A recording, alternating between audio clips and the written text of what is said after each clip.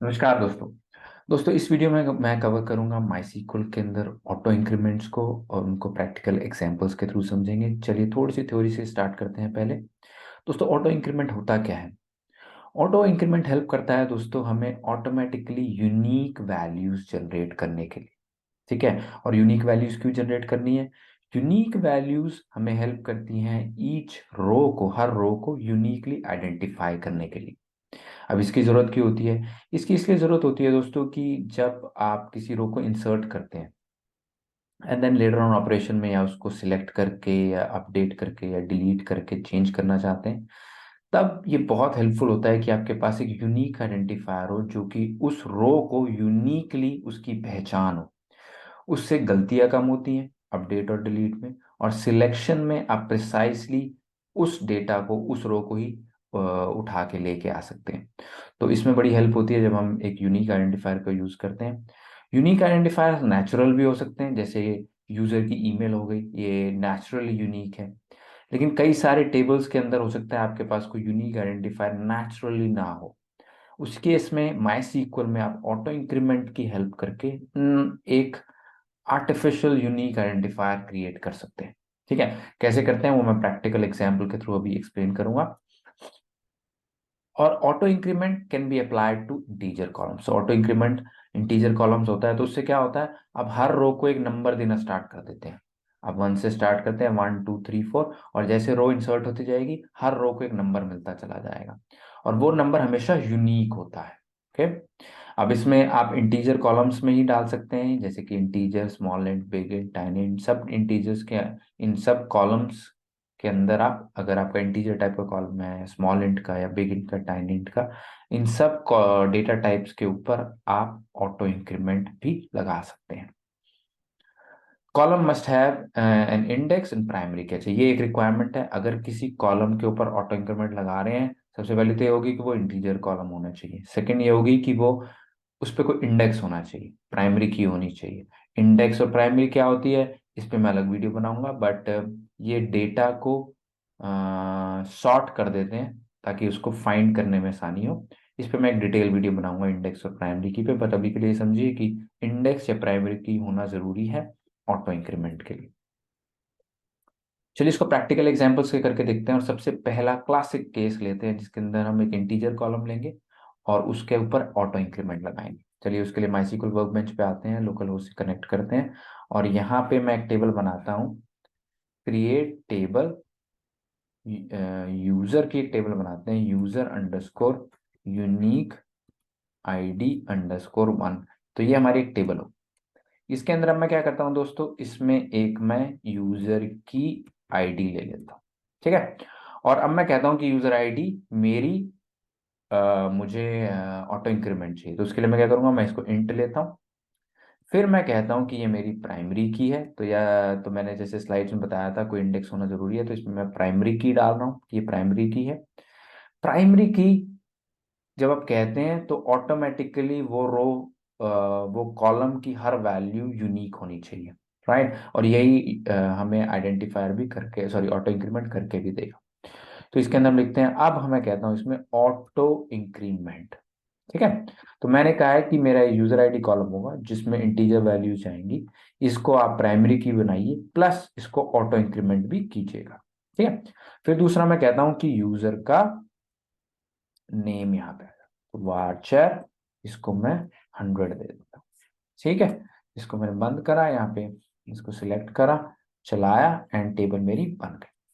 मैं आता हूँ insert into user unique ID 1, इसके अंदर कॉलम नेम दे देते हैं। अब मैं यूजर आईडी जो है वो नहीं डालूंगा, अब आप देखेंगे कि ये ऑटोमेटिकली इस वैल्यू को डाल देता है। तो इसमें जाता हूँ, मैंने सिर्फ यूजर नेम कॉलम लिया, वैल्यूज ली, वैल्यू के अंदर मैं अपना नाम डाल देता हूँ, आशीष।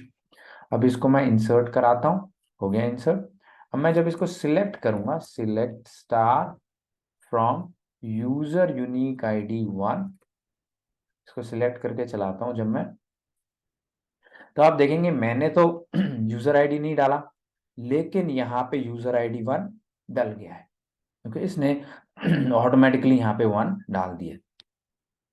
तो अब मैं क्या करता हूँ, एक और वैल्यू डालता हूँ, इसमें मैं डाल देता हूँ राम। ओके, अब जब मैं इसमें राम डालता हूं, डल गई, और इसको मैं डालता हूं, तो अभी क्या करेगा, लास्ट यूजर आईडी जो इसने डाली है उसमें एक और ऐड करके, यानी 1+1 2 डाल दे। अगर मैं राम को तीसरी बार एक और बार इंसर्ट करता हूं, तो अब 3 वैल्यूज होगी, तो वो 3 हो जाएगा। तो एक क्लासिक केस है, इसके अंदर आपने एक कॉलम लिया, उसको इंट दिया, उसको प्राइमरी की बनाया, और उसको ऑटो इंक्रीमेंट दे दिया। ये एक मैंने जहां भी यूज करा है 80-90% ये सिनेरियो रहा है कि आपके पास एक टेबल है, उसके अंदर आपने एक कॉलम बनाया जिसको आपने प्राइमरी डिक्लेयर करा, और वो इंटीजर टाइप का है, उसको आपने ऑटो इंक्रीमेंट कर दिया। ठीक है, और अब आपको वैल्यू डालने की जरूरत नहीं है, ऑटोमेटिकली यहाँ पे यूनिक वैल्यूज डलती चली जा रही है। वैल्यूज रिपीट नहीं हो सकती। रिपीट क्यों नहीं हो सकती? क्योंकि मैंने प्राइमरी की डाल दिया है। प्राइमरी की वजह से अगर मैं इसमें 3 दोबारा इंसर्ट करने की कोशिश करूंगा, तो वो फेल हो जाएगा, राइट। और क्योंकि मैं तो इंसर्ट कर ही नहीं रहा, माई खुद ही कर रहा है, तो ऑटोमेटिकली वो यूनिक ही रहेगा। तो ये एक यूनिक आइडेंटिफायर हो गया। नंबर 2 मतलब ये वाली रो, और कोई रो नहीं हो सकती। नंबर 3 मतलब ये वाली रो, कोई और नहीं हो सकती। ओके। चलिए अगले सिनेरियो पे चलते हैं, use of last insert ID. अब इसका क्या यूज है? अब अगर दोस्तों मैं करता हूं select last underscore insert underscore ID, ये फंक्शन है, ये हमें देता है जो भी लास्ट ऑटो इंक्रीमेंट की आईडी यूज हुई है इस सेशन के अंदर, उसकी वैल्यू। तो जैसे कि यहाँ पे 3 यूज हुई है, तो जब मैं इसको सिलेक्ट करके चलाऊंगा, यहाँ पे इसको चलाते हैं यहाँ पे, देन ये यहाँ पे हमें देगा 3। ओके, तो इसने मुझे 3 यहाँ पे उठा के दे दिया। ओके, क्योंकि यहाँ पे मैंने 3 डाला था। अब मैं इसको अगर एक बार और इंसर्ट करता हूं, तब क्या होगा? तो ये लास्ट इंसर्ट आईडी 4 हो जाएगी। क्यों? क्योंकि इसने चौथी वैल्यू यहाँ पे इंसर्ट कर दी है, ये चौथी वैल्यू आ गई। ओके, सो जो भी लास्ट इंसर्टेड आईडी है वो हमें दे देगी। अब इसका यूज कहाँ पे है? इसका यूज होता है दोस्तों कोड में। लेट्स से आप कुछ इंसर्ट कर रहे हैं, और इंसर्ट करते ही आपको चाहिए कौन सी आईडी इंसर्ट हुई थी, राइट। ये एक केस है जो आपको जब आप यूआई पे काम कर रहे होंगे, यूजर इंटरफेस पे, एचटीएमएल पे, एप्स पे, तो बहुत सारे केसेस में आपको इंसर्ट के साथ तुरंत उसी टाइम पे वो आईडी भी चाहिए, ताकि आप यूजर को दिखा सकें यूआई पे, और वो उसको अपडेट या डिलीट भी कर सके। तो ऐसे केस में आपको आईडी की जरूरत पड़ेगी, एंड ये लास्ट इंसर्ट आईडी इसमें आपकी हेल्प कर सकती है। आगे और क्या कर सकते हैं? Auto increment tiny int column. तो अब इसमें आप टाइनी इंट का भी इस्तेमाल कर सकते हैं। अभी मैंने यहाँ पे देखो इंट का इस्तेमाल करा था, राइट। अब मैं एक और बनाता हूँ, ताकि मैं दिखाना चाहता हूँ आपको कि सिर्फ इंटीजर ही नहीं, आप दूसरे जो इंटीजर के टाइप्स हैं, tiny int, small int, big int, उसमें भी कर सकते हैं। तो मैं यहाँ पे लिखता हूँ टाइनी इंट, और इसको करता हूँ 2। बाकी सब सेम है, मैंने बस इसको टाइनी इंट कर दिया यूजर आईडी को। इसको मैं चलाता हूँ, तो हम्म, ये टेबल बन गई है। अब इसमें इंसर्ट कर देते हैं वैल्यू को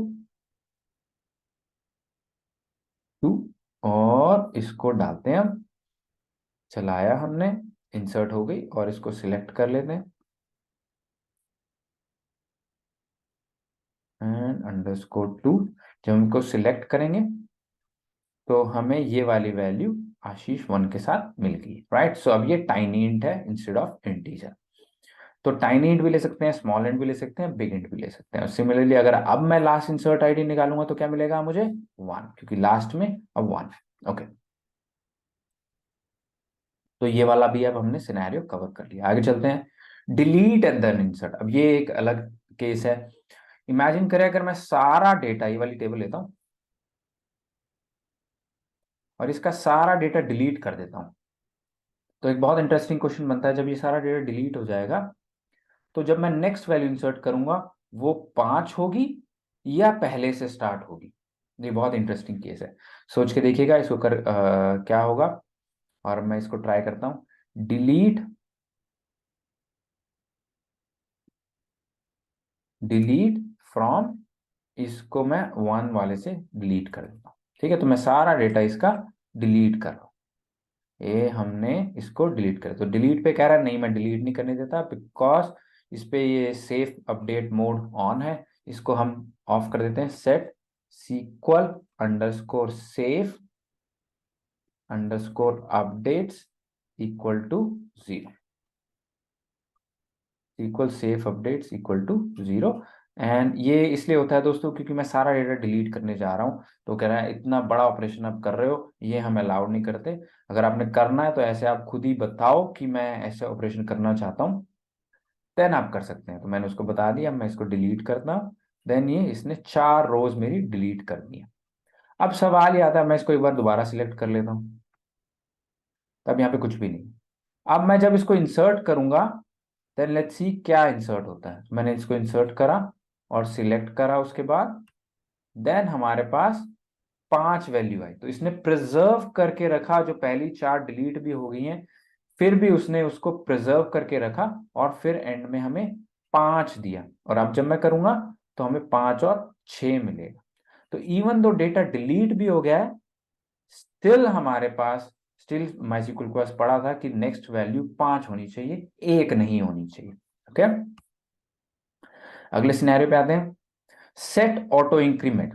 अच्छा, अब इसमें क्या होता है दोस्तों, अब हमारी वैल्यू 6 है। अब लेट्स से आप इसको रीसेट करना चाहते हैं, किसी और वैल्यू पे सेट करना चाहते हैं कि अब आज के बाद जो वैल्यूज हैं वो कहीं और से स्टार्ट हो। वो कैसे करेंगे, ऑल्टर करो टेबल को। कौन सी टेबल को ऑल्टर करना है, unique insert user unique ID, हमारी टेबल का नाम, auto increment, increment equal to, लेस से मैं कहता हूं 25। अब अगली वैल्यूज जो है 25 से डालनी शुरू करो, 7वीं मत डालना, 25 से डालनी शुरू करो। ठीक है, अब ये हो गया। अब जब मैं इसमें इंसर्ट करूंगा अगली वैल्यू, लेट्स से मैं यहाँ पे राम को इंसर्ट करता हूँ, राम इंसर्ट करा मैंने, और उसके बाद इसको से स्टार कर देते हैं, देखते हैं।